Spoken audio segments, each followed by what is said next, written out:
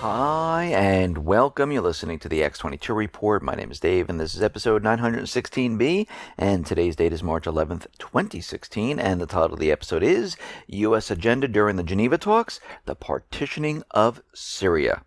Let's get into the economic collapse, political, and geopolitical news. Now, at this point, a lot of people are starting to wake up, and they're realizing that this global warming agenda by the U.S. government and the elites is a complete hoax. Yes, climate changes all the time. It's controlled by the sun. And if you want to hear more about this, I did an interview with James Corbett on the X22 Report Spotlight YouTube channel, and you can go over there and you can listen to the interview. But what we're seeing is this whole entire global warming push is, one, to control the people, two, to implement some type of tax on the people. And they've tried this many, many times. In Australia, Canada, some places it's still operating. Other places they got rid of it because they realized that this whole thing doesn't make sense. But they're going to continually try to push this.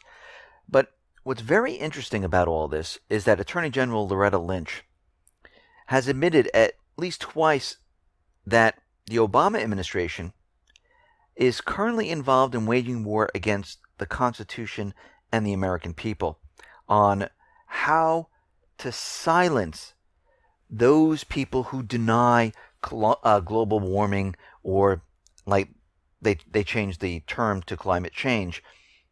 And during testimony before the Senate Judiciary Committee, we see that Senator Sheldon Whitehouse wondered what more the government could do to silence man-made climate change skeptics, and asked if the Department of Justice might take legal action to quell the resistance. Well, what does that really mean? That means they would like to silence those people who disagree with the government. Now, correct me if I'm wrong, but under the First Amendment, it allows us to speak out against the government, to have freedom of speech. Now, if they're trying to control what I'm saying, that is not freedom of speech, and that's an infringement on my right. But we can see this is the mentality. This is what they're pushing for.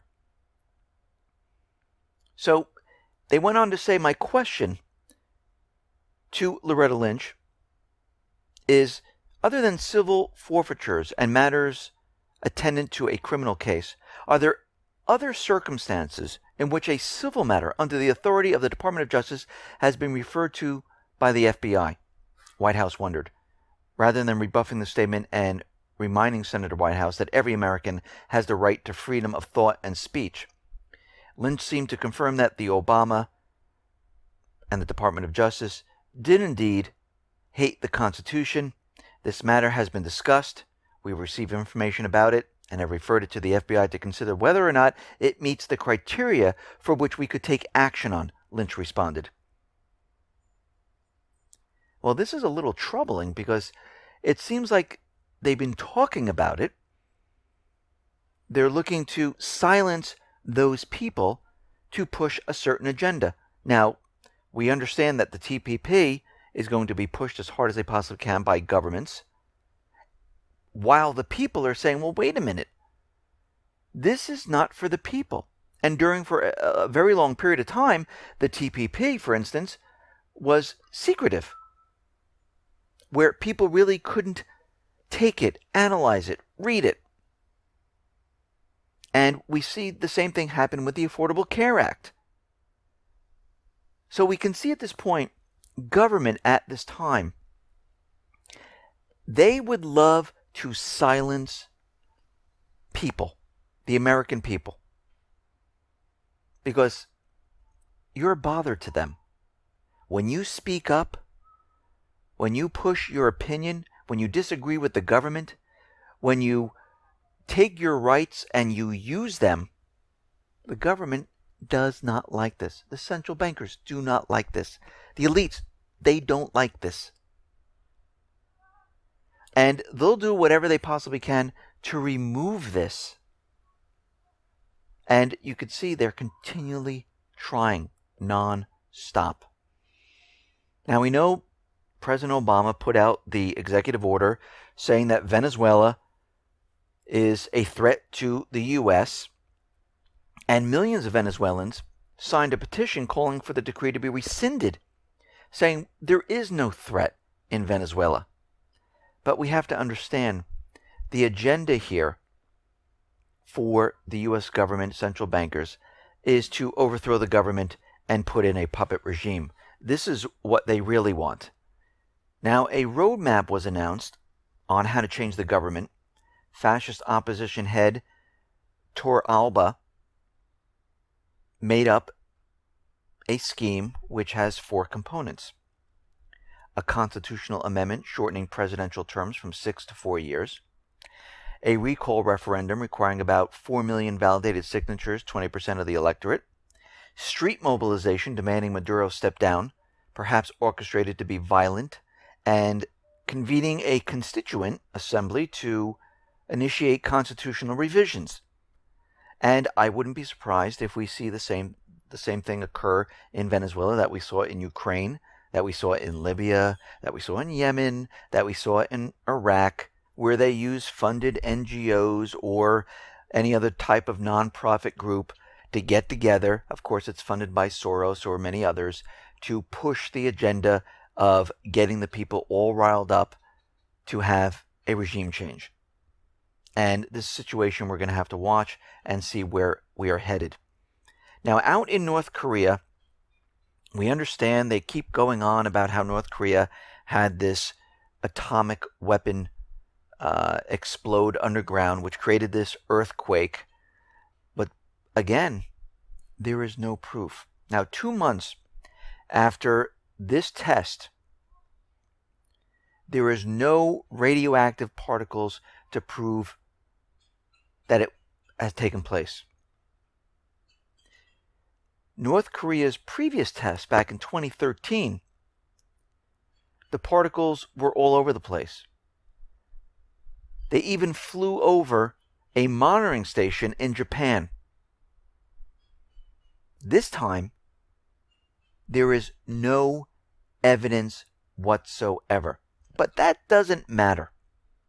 Because last time, there was an earthquake, and then there was radiation. This time, there was an earthquake, there is no radiation. But they want to use this for their agenda. So we see the U.S. in talks with North Korea and South Korea, with South Korea, to place the U.S. THAAD system to point it at North Korea. And Russia and China are saying, well, wait a minute. I don't think this is a good idea. Let's sit down and talk about this, because China and Russia are saying that this will not only point to North Korea, it will also point to China. And this most likely will start an arms race. And China is saying, listen, we're not getting involved in this, and we can see what's going on here. You're doing this to try to provoke North Korea into doing something, and you're hoping that China will then step in and help North Korea. And China say, no, we condemn any test that they do. So they're kind of separating themselves from what North Korea is doing, so the U.S. can't drag them in. Russia's doing the same exact thing. But the U.S. is going to push this because they're still trying to provoke a war. Nothing's changed. The economy is crashing. They don't want to be blamed for it. They need to blame some other country or other group for this collapse. The blame will be there, but the collapse will happen. So everyone who thinks that, if we go to war, the collapse will stop. If we have an arms race, the collapse will stop. No, the collapse is still the collapse of the system. And this is why everyone still needs to be prepared. You still need your food, your water, your medical supplies, your toiletries. You need gold and silver. You need some cash on hand. You need a weapon to protect yourself. You need ways of making sure you can get out of an area where it's congested, just in case you live in a city. If you haven't started, you can go to lifereliance.com. You can buy bug out bags, water filtration systems, seeds. You can customize your orders, whatever you need. But whatever you're doing, continue doing it. Do not stop. Because nothing has changed right now. It's almost like a hurricane. When the hurricane approaches, we get the first part of the storm. It's terrible. It's disastrous. That was 2008. And then the eye settles above you. It's sunny. It's nice. All those people say, see, it's over. It stays there for a couple days, let's say. People say, see, we told you it wasn't going to be that bad. Nothing's really happened. See, we had the one little thing. That's it. All this other time, everything's fine. And then we get the back end of the storm, which you know is the worst part. And that is what is heading toward us right now. Now, Russia is out there, and they are saying the delivery of the S-300 air defense missile system will be shipped to Iran in August and September. And we see at this point that Iran will have the ability to defend itself because this is a defensive weapon. But what's very interesting is CENTCOM, the commander there, General Lloyd Austin, is saying that Russia and Iran are creating an alliance. And this threatens the entire Middle Eastern area. So what we see at this point is the U.S., the private Western Central Bank countries, are now lumping together the enemies that we will be fighting in World War III. They want to make it very clear it's going to be North Korea, Iran, Russia, China, Syria, and any other BRICS country. So we can see already they're making sure that the people know who we will be fighting. Now we see satellite images have confirmed that Western Special Operation Forces have been deployed to the air base located near Benghazi. This is the second largest city in Libya. And we talked about this, how the US, how the UK, how France all have special forces. And they have satellite imagery coming from Stratfor showing that, yes, the forces are there. We know that France is flying reconnaissance missions over Libya. And what's very interesting is that what they want to do in Libya is pretty much the same thing they want to do in all the Middle Eastern countries, is carve it up. And we see at this point, coming from a UN report, they're saying that the Islamic State's success in Libya is that their affiliate there is branding itself a nationalistic terms and presenting itself as a major bulwark, which is a defensive wall against foreign invasion. So they're continually building the case that the Islamic State in Libya is going to be very tough to beat, which means there's going to be coalition bombings, which means there are going to be troops on the ground, which means they need to go back into Libya to remove the government in Tripoli, because that's what this is all about, and insert the puppet government they want. Now, France is saying, okay, and this is coming from the France's foreign minister, said there's no time to waste in forming a Libyan government that would pave the way for action against the Islamic State. He says, let's push sanctions right now, and we need to go into Libya at this point to stop what's going on. We can't wait for the precondition for the new national unity government to invite us in. We need to go in right now. So everything is prepared and ready. We know the U.S. is coming up with plans. We're just waiting for the big explosion to say, yes, the U.S., the coalition forces, we are back in Libya. Well, we're really back in Libya, but in full force. Now, we see the Syrian army. They have restored full control over the Hama-Aleppo supply routes. They are really pushing the Islamic State back. They're capturing more territory in the northern section of Syria on the Turkish border. And we can see that things are moving very quickly in Syria, where the Islamic State is losing a lot of ground. And Lavrov is out there saying, listen, you need to invite the Kurds to the Syria peace talks. They should be involved in what's going on here. And of course, Turkey doesn't want this to happen. And the U.S. pretty much says nothing. Now, they're saying that the new Syrian elections for the president of Syria will be held 18 months from the start of the peace talks, which are going to start March 14th, unless that's pushed back. And right now, we see the government-tolerated opposition party on Thursday called for a general boycott of the parliamentary elections that are supposed to happen in April. That they're saying, we don't want this to happen on April 13th. What, is it because they know they're going to lose? Are they pushing back right now because something else is planned? But this is their chance to get a seat.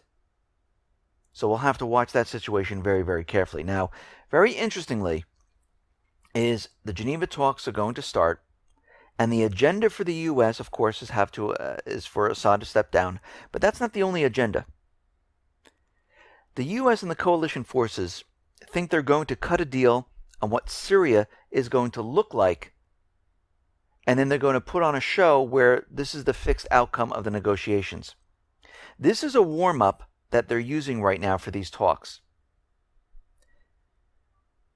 Major powers have discussed a federal division of Syria as one of the options. Now, what does that mean? It means that they're going to partition Syria into an Alawite section, into a Kurdish section, into a Sunni section, into a Shia section. Now, of course, Syria, President Assad is saying, well, if the people want this, sure, we can move in that direction. But it's up to the people on what they want to do. Now, of course, the U.S., they don't want the people to decide. And at this point, we can see why the U.S. is cozying up to the Kurdish people. Because it's going to be on their agenda to say, yes, we would like to be separate and apart. And, of course, the opposition, which is Sunni, they're going to say, yes, we would like to have part of Syria. And that leaves the Alawite section, which is a very small section for the followers of Assad. So they plan this out, and they're going to push this as their agenda. Now, major powers, they've discussed the federal division of Syria as a possible option, and this is coming from the UN diplomats. So this is not something where it's conspiracy. This is on the table right now.